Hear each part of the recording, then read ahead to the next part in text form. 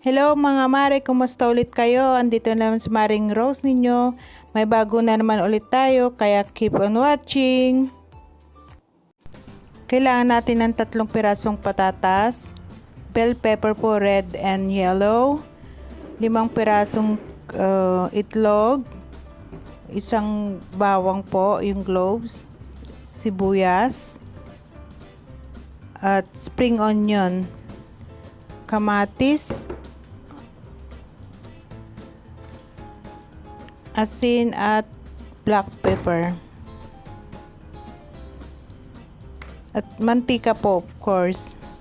Kailangan po natin yan. Ngayon po kailangan natin slicein yung patatas na mga 1/4 inch po ang kapal para maganda, para mabilis pong lutuin.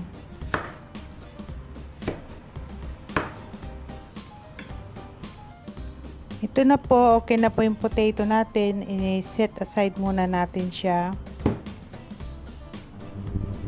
Ngayon po magpainit tayo ng mantika.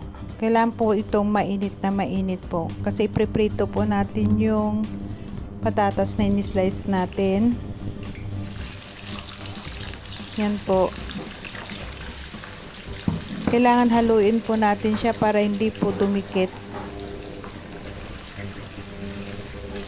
Yan po. Kailangan po ito yung mag-brown lang kahit konti, as long as malambot po siya, okay na po yun. Ngayon po tatakpan natin, lulutuin po natin siya ng within 3 minutes. Ngayon po habang hinintay po natin siya maluto, slice po natin yung bell pepper ng dice.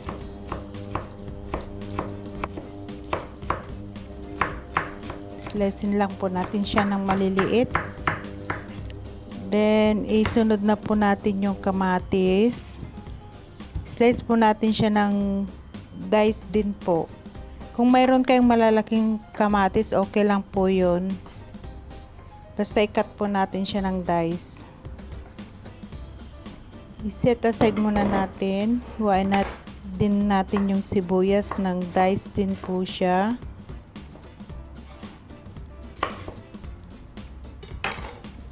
Yan po, yung linuto po nating potato, yan na po siya. Painit ulit tayo ng mantika. Ilagay na po natin yung sibuyas. Yung sibuyas po, kailangan po nating lutuin, yung para siyang mag-brown siya, mag-caramelize. Pero kahit hindi ganong mag-caramelize, as long as alam natin na lutong-luto. Ngayon po, i-mix po natin yung in-slice natin na bell pepper, tapos yung spring onion, and ito po yung bawang.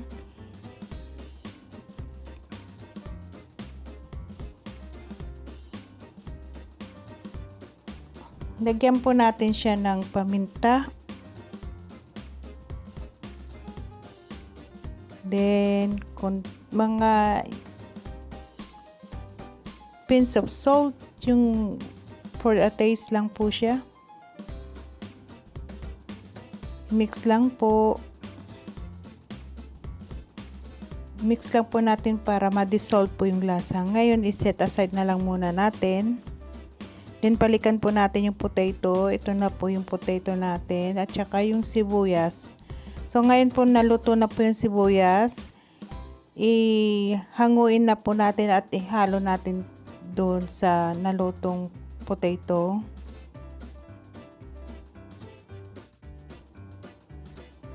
Ngayon po yung natitira nating mantika, itabi lang muna natin. Mag-iwan lang po tayo ng mantika mga 1 tablespoon. At ipainit ulit natin yung kawali.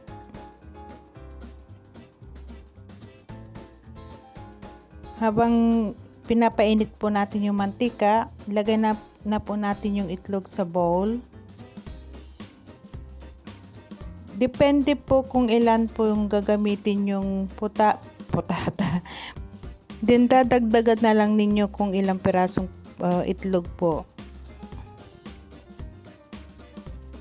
Lagyan po natin ng kunting paminta.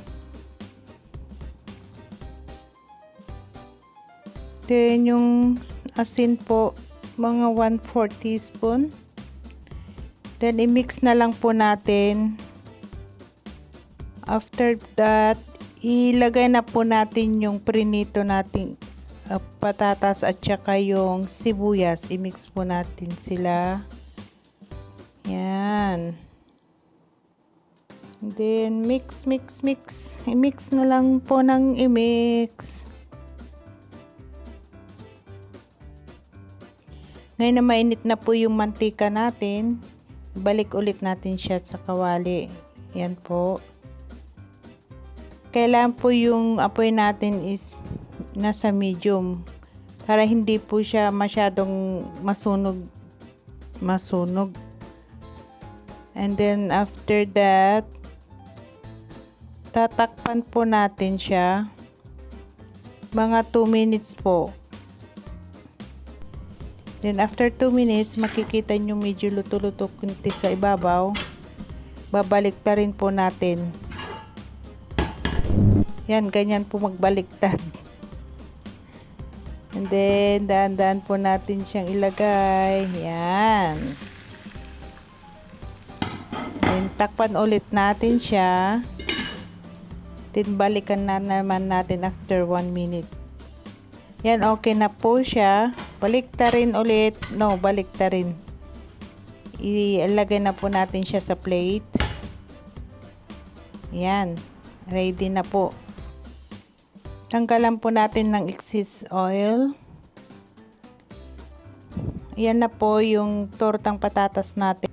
Yan na po yung prepare natin kanina na bell pepper na may bawang at saka spring onion.